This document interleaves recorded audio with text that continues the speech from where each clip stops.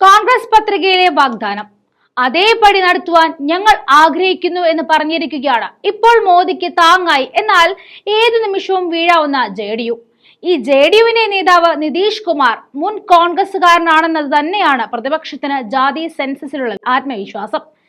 Indian എക്സ്പ്രസിന് നൽകിയ ഒരു അഭിമുഖത്തിൽ JDU മുൻ ജനറൽ സെക്രട്ടറിയായ ത്യാഗിയാണ് പാർട്ടിയുടെ നിലപാട് വ്യക്തമാക്കിയിരിക്കുന്നത്. രാജ്യത്ത് ജാതി സെൻസസ് നടത്തുന്നതിനെ കുറിച്ചും അദ്ദേഹം സംസാരിച്ചു. BJP ഏറ്റവും കൂടുതൽ എതിർക്കുന്ന അജണ്ടകളിൽ ഒന്നായ ജാതി സെൻസസിനെ എന്തൊക്കെ വന്നാലും നടത്തുമെന്ന് തന്നെയാണ് സഖ്യകക്ഷികൾ പറയുന്നത്.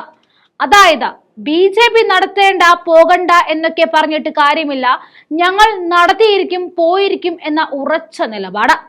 ചുരുക്കി പറഞ്ഞാൽ ഈ രണ്ട് സഖ്യകക്ഷികളുടെയും കയ്യിലെ കൂത്തുപാവയാണ് ഇപ്പോൾ BJP. അവർ വലിക്കുന്നിടത്തും നിൽക്കുന്നിടത്തും നിൽക്കുകയും വലിക്കുകയും ചെയ്യണമെന്ന അപാരമായൊരു പ്രതിസന്ധിയിലേക്കാണ് BJPയുടെ പോക്ക്.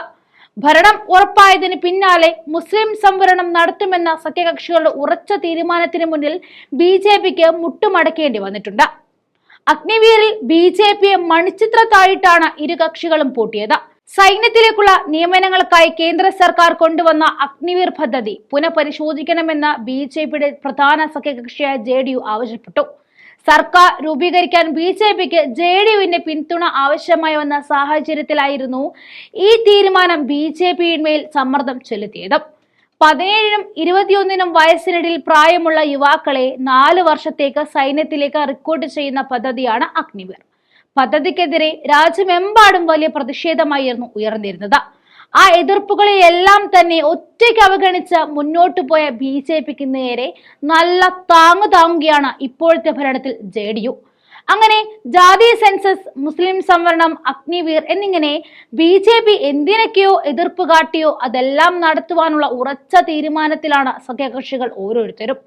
ചുരുക്കി പറഞ്ഞാൽ ഈ കേന്ദ്ര ഭരണമാകുന്ന പാവക്കൂത്തരങ്ങിൽ കളിയാടുന്ന പാവകളായി BJPയും ചരട് വലിക്കുന്ന ആളുകളായ സഖ്യകക്ഷികളും മാറുമ്പോൾ ചില്ലറ വിയർപ്പൊന്നുമല്ല ഇനി മോദിയും കൂട്ടരും ഒഴുക്കാൻ പോകുന്നത്.